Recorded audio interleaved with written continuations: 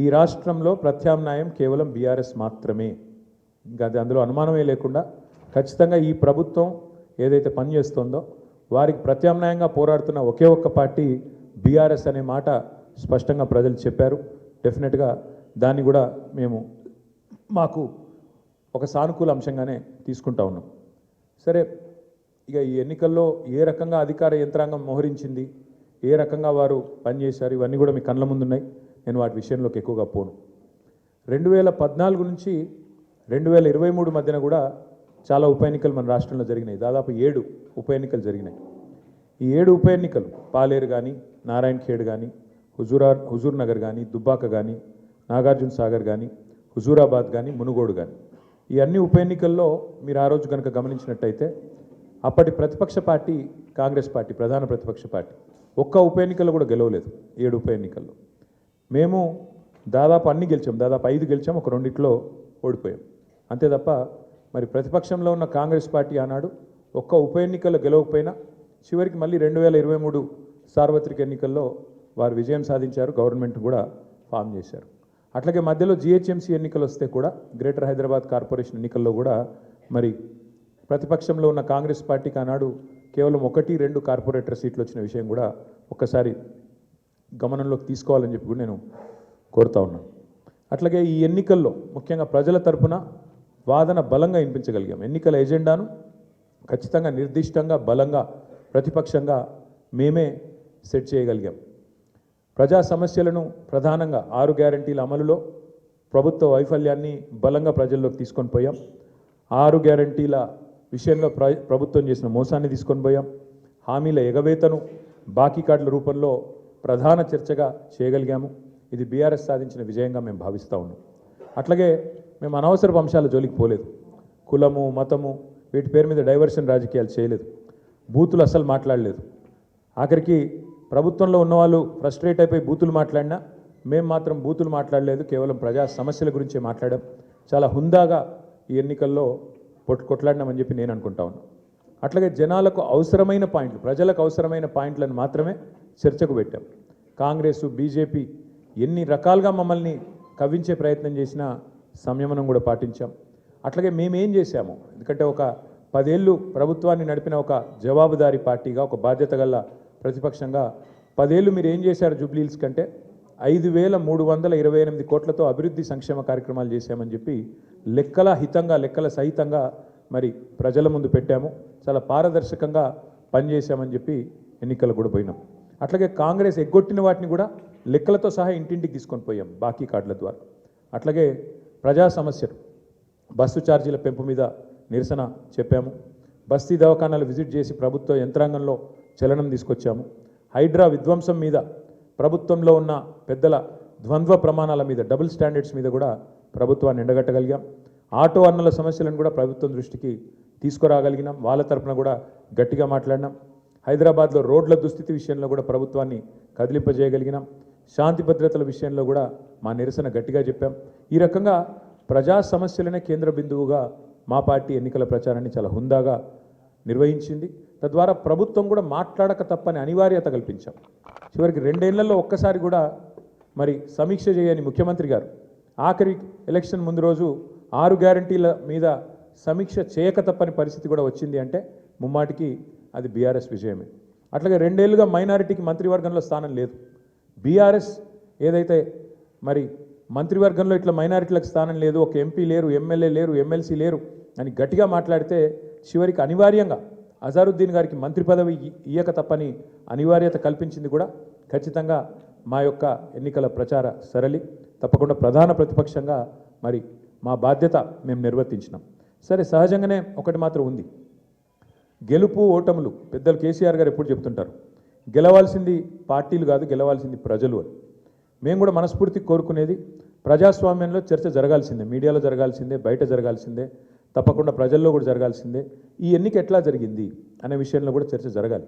ఎందుకంటే ఈరోజు కాదు, మేము 4 రోజుల ముందే చెప్పాం ఎన్ని రకాల అక్రమాలకు కాంగ్రెస్ తెరలేపిందో చెప్పాం. అభ్యర్థి యొక్క సొంత తమ్ముడికి 3 ఓట్లు ఉన్న విషయాన్ని మీ ముందు పెట్టాం. ఆధారాలతో సహా మేము స్పష్టంగా మీ ముందు బయట పెట్టాం. ఎన్నికల కమిషన్ అడిగాం, కోర్టుకు పోయాం. ఎన్ని ప్రయత్నాలు చేయాలో అన్ని ప్రయత్నాలు పారదర్శకంగా ఫ్రీ అండ్ ఫెయిర్ ఎలక్షన్ కోసం జరగాలని ప్రయత్నం చేసినాం.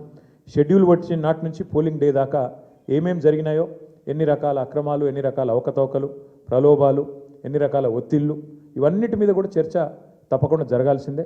ఏదేమైనప్పటికీ సరే, అల్టిమేట్గా ప్రజాస్వామ్యంలో ప్రజా తీర్పు శిరోధార్యం.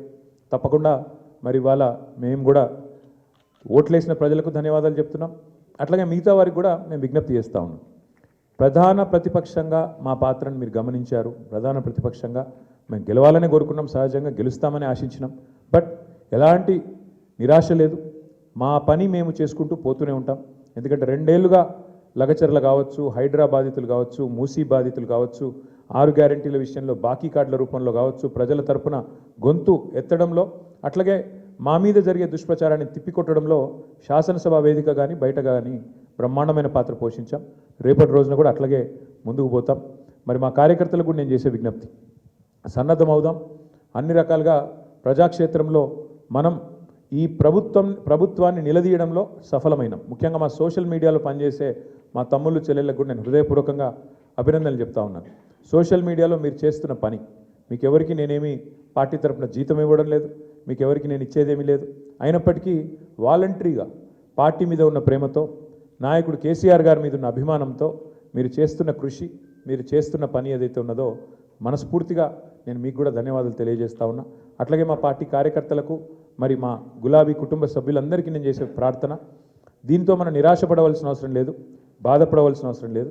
తప్పకుండా ముందుకు పోదాం. అట్లా అనుకుంటే ఇవాళ జాతీయ స్థాయిలో కూడా మీరు చూసినట్టయితే మరి కాంగ్రెస్ పార్టీ బీహార్లో తన ఉనికిని కోల్పోయే పరిస్థితి ఉన్నది. కాబట్టి ఇవన్నీ సహజం, గెలుపులు ఓటములు సహజం. దీన్ని ఏదో పెద్ద సెట్ బ్యాక్ లాగా చూసుకోవాల్సిన అవసరం లేదు.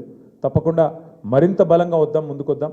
ఒక రబ్బర్ బంతిని గోడకేసి కొడితే ఎట్లయితే తిరిగి బలంగా వెనకకొస్తుందో అట్లా మనం కూడా తప్పకుండా తిరిగి వెనక్కొద్దాం. పెద్దలు కేసీఆర్ గారు తిరిగి రాష్ట్రానికి ముఖ్యమంత్రిగా మళ్ళీ బాధ్యతలు చేపట్టేదాకా ఎవరి శక్తి మేరకు వారు శక్తి వంచన లేకుండా కష్టపడదామని చెప్పి మా నాయకులు కార్యకర్తలకు మళ్ళొకసారి ధన్యవాదాలు తెలియజేస్తూ, కష్టించి పనిచేసిన మా నాయకత్వం మొత్తం కూడా ఇక్కడ ఉంది. ఒక ఇద్దరు గురించి నేను ప్రత్యేకంగా చెప్పాలి. హరీష్ రావు గారు మధ్యలో పాపం వారి తండ్రి అనుకోకుండా అకాల మరణం జరిగింది. అయినప్పటికీ ఆయన ఇవాళ కూడా పూజలో ఉన్నారు. ఈ నిమిషానికి కూడా పాపం వారి తండ్రి గారికి సంబంధించిన స్వర్గపాత్రకు సంబంధించిన పూజలో ఉన్నారు. అయినప్పటికీ ఇంట్లో ఉండి కూడా ఆయన కూడా చాలా కష్టపడ్డారు. వారితో పాటు ఇంకా చాలామంది, మా రవీంద్రరావు గారు మా ఎమ్మెల్సీ, వారి సొంత అన్నగారు చనిపోయినారు. అన్నగారు చనిపోతే కూడా ఉదయం పోయి సాయంత్రం వచ్చినారు. అంటే అంత కమిట్మెంట్తో మా నాయకత్వం పనిచేసింది. అట్లా ఇంకెంతోమంది ఉన్నారు. నేను ఒకరిద్దరు పేర్లు చెప్తున్నాను, ఏమనుకోవద్దు. ఎంతోమంది నాకు తెలిసిన 2 ఎగ్జాంపుల్ చెప్పినాను. ఇంకెంతోమంది తమ తమ కుటుంబాలను వదిలేసి దీపావళి కూడా పోకుండా, మా నాయకులు హైదరాబాద్లోనే ఇక్కడే ఉండి దీపావళి పండుగ కూడా పోకుండా, కుటుంబంతో ఉండకుండా జూబ్లీహిల్స్ నియోజకవర్గంలోనే మకాం వేసి పనిచేసినారు. వాళ్ళందరికీ కూడా నేను శిరస్సు వంచి ధన్యవాదాలు తెలియజేస్తా ఉన్నా. సరే, దీన్ని ఒక చిన్న సెట్ బ్యాక్గా చూస్తాం తప్ప ఇంకోటి కానీ కాదని మళ్ళొకసారి తెలియజేస్తూ, పత్రికా మిత్రులు కూడా అందరూ సహకరించారు, మా ఇంటర్వ్యూలు తీసుకున్నారు, ప్రజల వాణిని కూడా వినిపించారు. మీకు కూడా ప్రత్యేకంగా మీడియా కూడా ధన్యవాదాలు తెలియజేస్తూ అందరికీ నమస్కారం. Thank you. మనం అడగదలుచుకుంటే అడగచ్చు, లేదంటే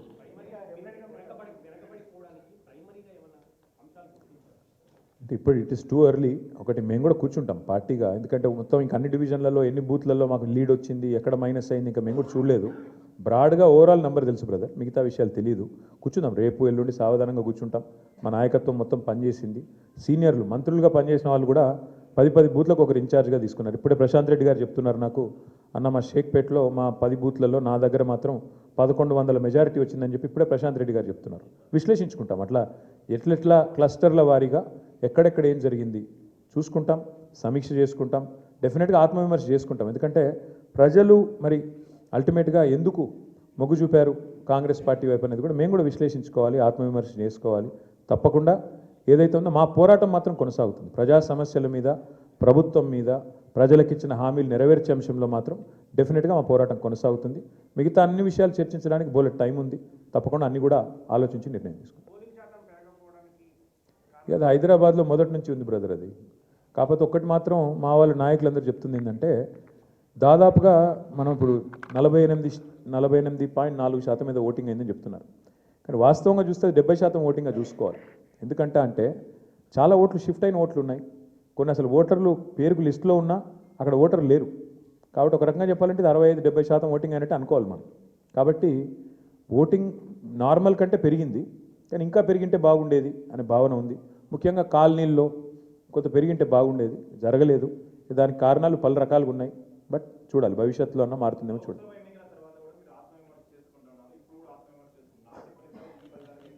చాలా తేడా ఉంది కదా బ్రదర్. ఇప్పుడు స్పష్టంగా ఈ ఎన్నికలతో ఏం తెలిపోయింది, ఈ రాష్ట్రంలో తెలంగాణ రాష్ట్రంలో కాంగ్రెస్ ప్రభుత్వానికి కాంగ్రెస్ పార్టీకి ఒకే ఒక్క ప్రత్యామ్నాయం బీఆర్ఎస్ అని ప్రజలు తేల్చి నిర్ద్వందంగా తీర్పిచ్చారు. దాదాపు నాకున్న అవగాహన మేరకు మాకు 38-39% ఓటు వచ్చినట్టుంది. ఇప్పుడు కూడా ఇంకా ఫైనల్ అయినట్లేదు. 38 వచ్చిందా 39 వచ్చిందా చూడాలి. డెఫినెట్గా మరి మంచి మంచి ఓటింగ్ శాతం మాకు వచ్చింది. నేనేమంటానంటే మరి సింగిల్ డిజిట్లో ఉండిపోయి డిపాజిట్ కోల్పోయింది కదా ఇవాళ ఇంకో పార్టీ. మేము ఓటమి పాలయ్యి ఇంత గట్టి పోటీనిచ్చి అధికార పార్టీ ఇన్ని రకాల ప్రలోభాలు పెట్టినా, ఇన్ని రకాలుగా ఒత్తిళ్లు తెచ్చినా, ఎన్ని రకాల కార్యక్రమాలు చేసినా గట్టిగా నిలదొక్కుని బ్రహ్మాండమైన పోటీనిచ్చాం. అట్లాగే మీరు చూస్తే ఉప ఎన్నికల్లో గతంలో ప్రతి ఉప ఎన్నిక మేము ప్రభుత్వంలో ఉన్నప్పుడు దాదాపుగా మేమే గెలిచాం, ఒకటో రెండో మినహాయిస్తే. కాబట్టి ఇవన్నీ కూడా జరిగే వ్యవహారాలు. దీన్ని అంత ఇది చేయాల్సిన అవసరం లేదు. పార్లమెంట్ తర్వాత సమీక్ష చేసుకున్నాం. పార్లమెంట్ తర్వాత ఒక్కొక్క నియోజకవర్గం సమీక్ష చేసినాం ఏం జరిగింది అని. పార్లమెంట్ ఒక అసాధారణమైన పరిస్థితిలో జరిగింది. అప్పటికిప్పటికి వచ్చిన తేడా మీరు చూస్తే బీఆర్ఎస్ఏ ప్రత్యామ్నాయం, బీఆర్ఎస్ఏ ప్రధాన ప్రతిపక్షం అని ప్రజలు ఈ జూబ్లీహిల్స్ ఉప ఎన్నికతో స్పష్టమైన తీర్పిచ్చారు. సరే, సహజంగా గెలుస్తామని ఆశించాం, కొంత నిరుత్సాహపడతాం డెఫినెట్గా ఓటమి పాలైనప్పుడు, కానీ నిరాశ లేదు. అది నేను చెప్పేది. బ్రదర్, మేము ఎన్నికల కమిషన్ దగ్గర పోయాము, స్పష్టంగా వారి ముందు ఆధారాలతో సహా పెట్టాము. డబుల్ ఓట్లు ఎన్ని ఉన్నాయి, ఎంతమందికి ఎన్నెన్ని ఓట్లు ఉన్నాయి, చివరికి అభ్యర్థి కాంగ్రెస్ అభ్యర్థి యొక్క సొంత తమ్ముడు ఆయనకే 3 ఓట్లు ఉన్నాయన్నది కూడా ఆధారాలతో సహా ఇచ్చాం. ఇక మీరు అడగాల్సింది ప్రశ్న ఎలక్షన్ కమిషన్ మమ్మల్ని కాదు. ఎందుకంటే వాళ్ళు చేయాల్సిన పని వాళ్ళు చేయకపోతే మీరు మమ్మల్ని అడిగితే మేము ప్రధాన ప్రతిపక్షంగా పోటీ చేశాం, వ్యవస్థలో ఉన్న లోపాలు ఎత్తి చూపాం, జరుగుతున్న అన్యాయాల అరాచకాలు మా అభ్యర్థి, చివరికి దొంగ ఓట్లు వేస్తున్నారని మా అభ్యర్థి పోలింగ్ రోజు కూడా పోరాడు. మీరు చూశారు మీ కళ్ళ ముందు మొత్తం కాంగ్రెస్ వాళ్ళు గుంపులుగా 1000 మంది ఒక దగ్గర చేరి దొంగ ఓట్లు వేస్తుంటే మా అభ్యర్థి పట్టించారు. మరి పోలీసు వాళ్ళు ఏం చేస్తున్నారు, ఎలక్షన్ కమిషన్ ఏం చేస్తున్నది, ఇవన్నీగా అందుకే అంటున్నా చర్చ జరగాల్సిందే. ఏ రకంగా అధికార యంత్రాంగం పనిచేసింది, ఏ రకంగా ఎలక్షన్ కమిషన్ పనిచేసింది, ఇవన్నీ మీ ముందున్నాయి. సరే, ఇప్పుడు నేను ఓటమికి నేను సాకులు వెతకట్లేదు, నేను వాస్తవాలు మీ ముందు పెడుతున్నాను. ఎలక్షన్ ముందు పెట్టాను, ఎలక్షన్ తర్వాత చెప్తున్నాను. ఏదేమైనప్పటికీ మేము మాత్రం డెఫినెట్గా ప్రజల్లో ఉంటాము, ప్రజలతోనే ఉంటాము. ప్రజాక్షేత్రంలో ప్రజల సమస్యలే ప్రధాన ఇతివృత్తంగా ముందుకు పోతాం, ప్రజల కోసం పోరాడుతూనే ఉంటాం, ముందుకు పోతూనే ఉంటాం. Thank you. మరి ఇప్పుడు అల్టిమేట్గా ఎలక్షన్ ఫలితం వచ్చిన తర్వాత ఏం జరగబోతుంది, రేపు ఏమేం జరగబోతుంది, ఇంకా 3 ఏళ్ళు ప్రభుత్వం ఉంటుంది అంటున్నారు. సో మరి ఆ 3 ఏళ్ళు ఏం జరగబోతుంది చూద్దాం. ఎందుకంటే అల్టిమేట్గా ఈ ప్రభుత్వం తన వైఖరి ఏమైనా మార్చుకోదా, మళ్ళీ శని ఆదివారాలు పేదల కొంపలు కూలగొట్టే పని చేస్తూనే ఉంటుందా చూస్తాం. మేము చూస్తాం, మీరు చూస్తారు. ప్రధాన ప్రతిపక్షంగా మా పాత్ర మాత్రం మేము బలంగా పోషిస్తాం. ప్రజల్లో మాత్రం ఎక్కడా తగ్గకుండా ప్రజల తరపున మాట్లాడుతూనే ఉంటాం. ఈ విషయంలో మమ్మల్ని ఏ రకమైన వారు ప్రయత్నాలు చేసినా మా గొంతు మాత్రం నొక్కలేరు, ఇది మాత్రం పక్క. ఇప్పుడు మీరు చూస్తే పశ్చిమ బెంగాల్లో బీజేపీ నుంచి పోయి ఒక ఆయన ఎమ్మెల్యే గారు ముకుల్ రాయ్ అని తృణమూల్ కాంగ్రెస్లో చేరారు. హైకోర్టే కొట్టేసింది, ఆయన డిస్క్వాలిఫై చేసింది. మరి పశ్చిమ బెంగాల్లో జరిగింది ఇక్కడ కూడా జరుగుతుందని మేము కూడా ఆశిస్తున్నాం. ఎందుకంటే న్యాయమే కదా. యాంటీ డిఫెక్షన్లా దేశమంతా ఒకటే ఉంది, బెంగాల్కు వేరే లేదు, తెలంగాణకు ఇంకోటి లేదు. కాబట్టి మేము కూడా ఆశిస్తుంది ఏంటంటే ఇక్కడ కూడా 10 ఉప ఎన్నికలు జరుగుతాయని ఆశిస్తున్నాము. అయితే ఇక్కడ గమ్మత్ ఏంటంటే ఒక్క ఉప ఎన్నికకే మరి ఇంత అపసోపాలు పడ్డారు కాంగ్రెస్ వాళ్ళు. మరి 10 ఉప ఎన్నికలు వస్తే వాళ్ళకి ముచ్చెమటలు బట్టి మరి రాహుల్ గాంధీని, ఇంకా ఇందిరాగాంధీని, ఇక సోనియా గాంధీని అందరినీ దించుతారేమో చూడాలి. కాబట్టి మేమైతే ధైర్యంగా లోకల్ బాడీ ఎలక్షన్ వచ్చినా ఉప ఎన్నిక వచ్చినా అన్నీ ఎదుర్కొంటాం. మాకు కొత్త ఏం కాదు, ఇది 2001 నుంచి కొట్లాడుతూనే ఉన్నాం, భవిష్యత్తులో కూడా కొట్లాడతాం. మాకు ఎన్నికలేం కొట్లాడడం కొత్త కాదు, గెలుపులు ఓటములు అన్నీ చూసాం మేము. ఆ స్థితప్రజ్ఞత మాకుంది. మరి కాంగ్రెస్ వాళ్ళు ఒక్క దెబ్బకే ఒక్క ఉప ఎన్నికకే ముఖ్యమంత్రి కాలికి బల్బం కట్టుకొని వెంకటగిరి బస్తీలలో కూడా తిరిగిండు. మరి 10 ఉప ఎన్నికలు వస్తే మరి ఏం చేస్తారో చూడాలి. Thank you. అవును, ఎవరన్నారు? నీకు పేపర్ లీక్ అయిందా? నేనేమంటా, వస్తే కొట్లాడతాం, ఏమున్నది బ్రదర్ అలా. ఇప్పుడు అల్టిమేట్గా కంటోన్మెంట్ ఉప ఎన్నిక ఒక అసాధారణమైన పరిస్థితిలో జరిగింది. అందులో మాకు 3వ స్థానం వచ్చింది. ఈరోజు మరి ఈ ఎన్నికల్లో మేము గౌరవప్రదంగా మాకు దాదాపు 38-39% ఓటింగ్ వచ్చింది. 38-39% ఓటింగ్ అంటే కూడా తక్కువేం కాదు.